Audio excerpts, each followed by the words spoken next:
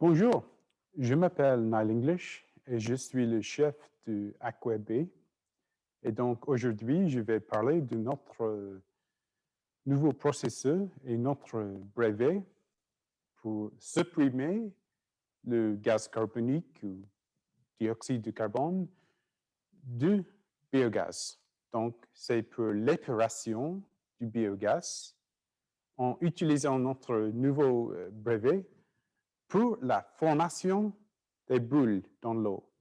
Donc, ces bulles-ci sont tellement petites qu'on ne peut pas les voir avec nos yeux et on les appelle les nanobulles. Hein? Ils sont à l'échelle nano. Donc, maintenant, je vais partager avec vous un petit schéma de notre processus d'épuration du biogaz. Donc, le voici. Hein? Donc, en utilisant ici notre processus pour la formation des nanobulles, ici à gauche. Hein? Donc, on mélange le biogaz, donc c'est le mélange entre le dioxyde de carbone et aussi le méthane, et on va mélanger avec l'eau. Donc, on réalise la formation des nanobulles. Je vais parler de ça dans une petite minute.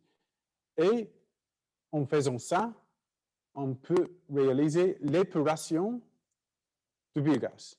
Donc, on peut supprimer le dioxyde de carbone en faisant ces nanobulles-ci dans l'eau. Et puis, on peut supprimer le mélange de l'eau et maintenant du gaz carbonique. Et on peut faire d'autres choses. On peut, par exemple, réaliser la formation des hydrates de gaz, comme ça. Et on peut épurer tellement l'eau, ou on peut réaliser des,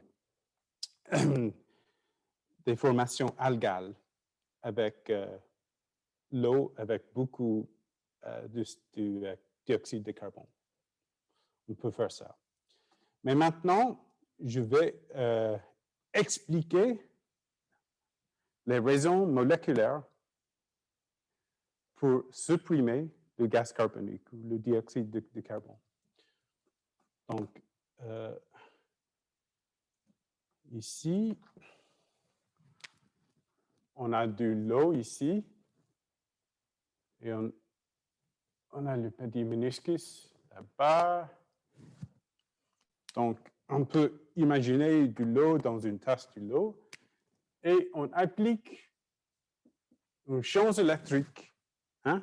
Un champ électrique statique. Donc, la direction ne change pas. Et on peut réaliser ce qu'on appelle l'électrostriction. Donc, la densité ici de l'eau s'augmente et il y a en vert ici une région temporaire de pression négative. Oui? Et comme ça, on peut attirer les molécules de gaz. Donc, on a ici le méthane en bleu ici, mais on a aussi le dioxyde de carbone, comme ça, dans notre biogaz. Et avec notre brevet, ici, notre invention, on peut attirer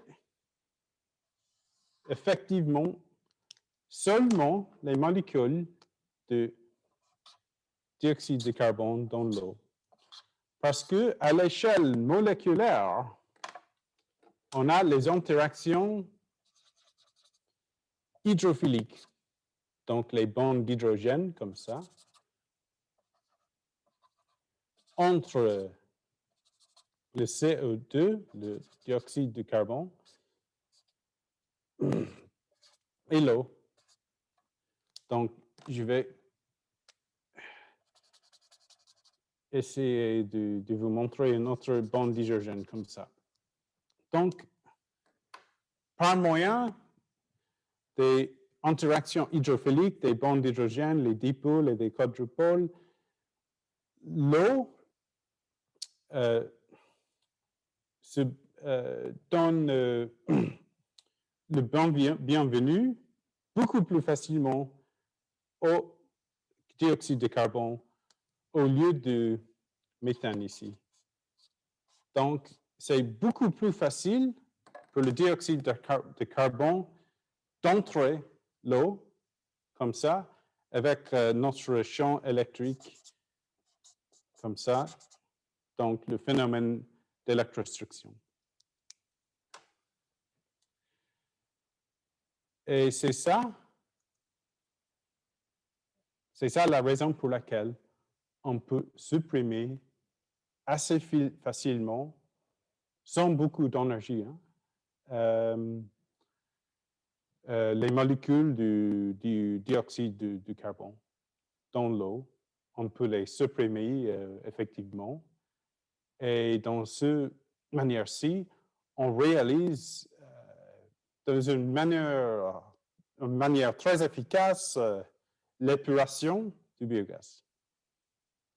Donc, merci beaucoup pour votre attention.